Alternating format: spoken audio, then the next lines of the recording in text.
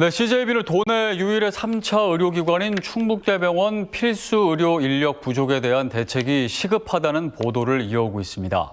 이 가운데 특히 소아청소년과나 산부인과 등 기피 과목 전공의에 대한 자치단체 차원의 지원이 필요하다는 보도 이후 청주시가 충청북도와의 협의를 거쳐 곧 예산 지원을 하는 것으로 결론을 냈습니다. 홍우표 기자입니다.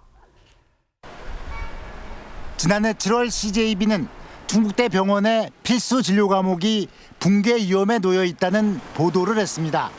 특히 기피 과목으로 꼽히는 소아청소년과나 산부인과의 경우 전공의가 절반 이상 충원되지 못한 상태였습니다.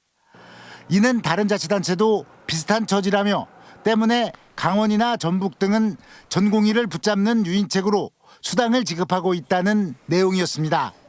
당시 문제의 심각성을 인식한 이범석 시장은 속도감 있는 지원책을 마련하겠다는 입장을 내놓은 바 있습니다. 지원 검토 지시가 내려간 이후 관계부서는 발빠르게 대응했습니다. 애초에는 지원 근거를 담은 조례 제정을 검토했지만 시간이 걸리는 데다 다른 병원들과의 형평성 문제가 불거질 우려가 있었습니다. 더욱이 3차 의료기관인 충북대병원의 이른바 카운터 파트너는 충북도였습니다. 행재정적인 지원에 충북도의 협조가 필수적이라는 얘기입니다. 청주시는 지난 10월부터 충북도와 충북대병원과 수차례 간담회와 구두협의 등을 진행하면서 이견을 좁히는 데 성공했습니다.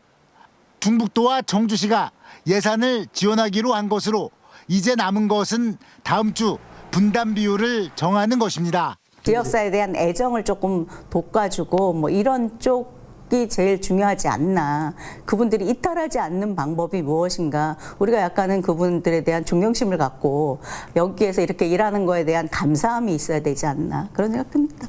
당장 올해 첫 추경 예산에 반영해 전공의뿐만 아니라 당직 전문의에 대한 수당도 지급될 것으로 보입니다.